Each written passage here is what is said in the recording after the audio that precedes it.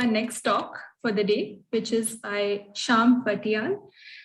He will be speaking to us about assessment and of scope and relevance of citizen science in Indian higher education institutions.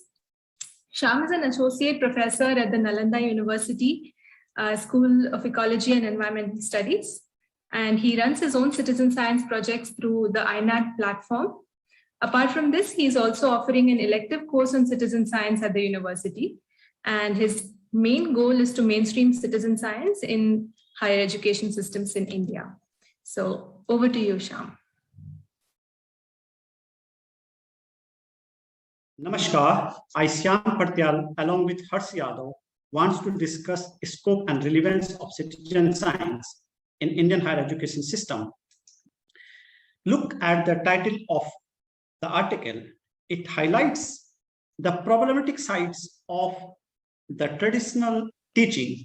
We teach students what is already known and ignore the crucial element of teaching, that is the process of knowing.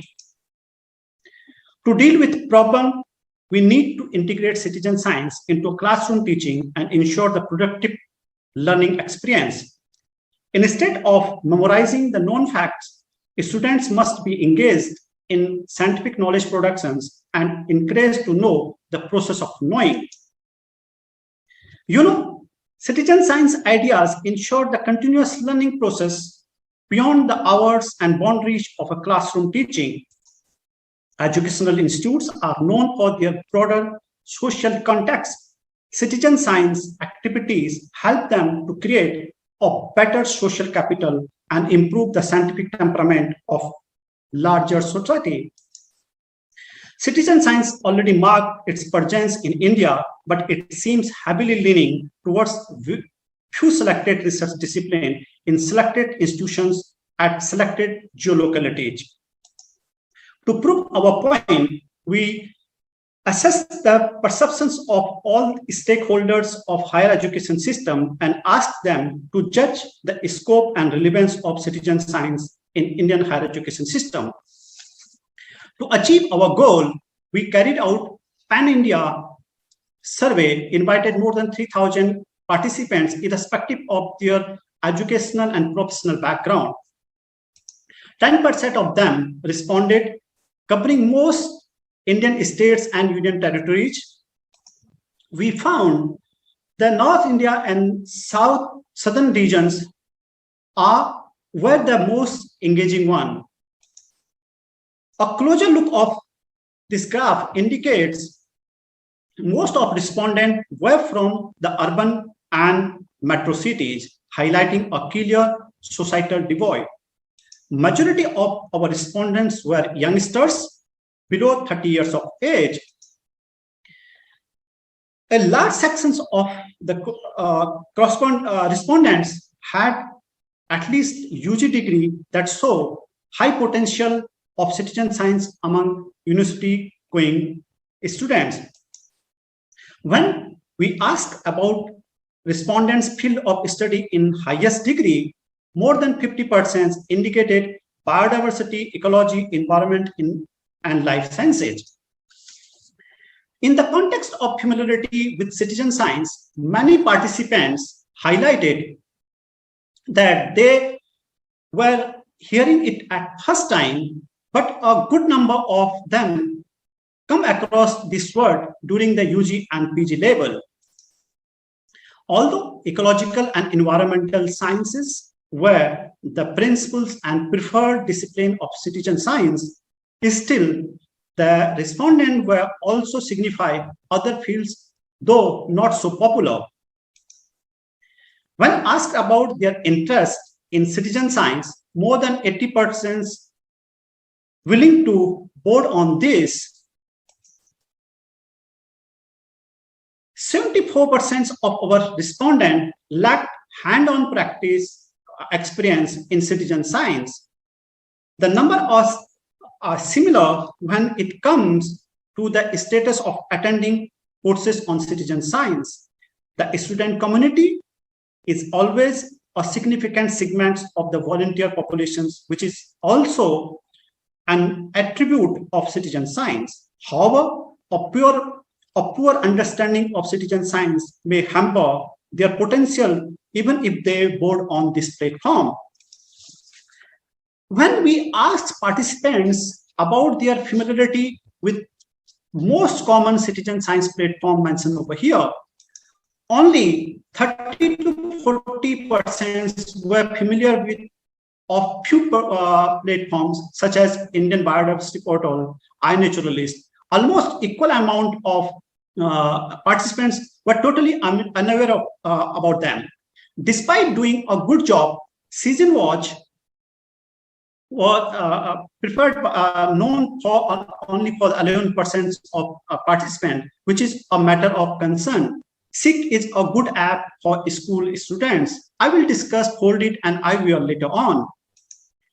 Interestingly, about 70% respondents were aware of one of other citizen science platform, but only 20% of them contributed the data. Despite the low data contributions, almost 70% of them trust citizen science data, which surprised us. To prove their trust, we can dig a little deeper. The iNaturalist data in GBIF is clear evidence of high trustworthiness. The PLOS One paper highlights the reliability of citizen science data. A recent paper in Rapid Mapping of Fire Effect on Biodiversity used iNaturalist data using citizen science approach. For the success of citizen science, it is also essential to understand the barriers hindering it. Most participants highlighted all the above given options as potential barriers, but most prominent one is the lack of knowledge on citizen science. Participants feel citizen science can be a relevant subject. More than 80% supported having a citizen science subject in a university curriculum. When we ask them, do you accept citizen science as a powerful tool for better learning opportunities? Most of them agreed to this. Additionally, we asked whether our campuses should have a citizen science clubs like other cultural clubs. More than 80% agreed to this. A good example is US universities campuses where having a citizen science club is a common scenario. More than 75% favored to get rewarded for citizen science activities in the form of extra academic credit points. We specifically asked, should the Indian higher education system need to introduce a full course on citizen science? 2/3 of respondents like this idea. When we asked whether they are aware of global recognitions of citizen scientists for their contribution, 95% had no idea how rewarding it can be. Let's have a look at this article in Nature and judge the value of citizen science. One more, where IVR, a citizen science gaming platform, recognized as a co-author of the article. In this, gamers from 150 countries are mapping neurons and solving scientific mystery. Another one about the Hold It, where the gaming group were given the authorship for their exceptional contributions to unfold the protein within a short span of time, where the professional scientists struggle for decades. To conclude our study, we have following take-home message.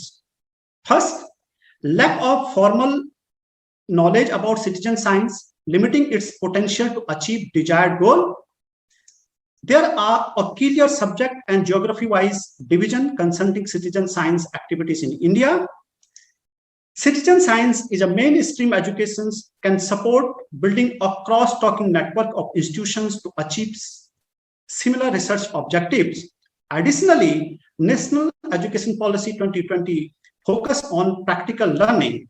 inclusion of citizen science as a model curriculum also able to fulfill this vision. At Nalanda, I have developed a citizen science course and assigned regular tasks to students related to citizen science, like this one, where we documenting the biodiversity of Nalanda, where students have contributed 750 observations within a year despite of the pandemic restrictions. Similarly, this is an early spring flower phenology project that encouraged students and the general public to indulge in citizen science activities. With this, thank you very much for your attention. We are now open for question and answer. Thank you.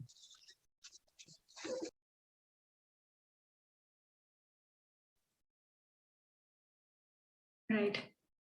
Thank you so much, Shyam. That was a wonderful, insightful talk.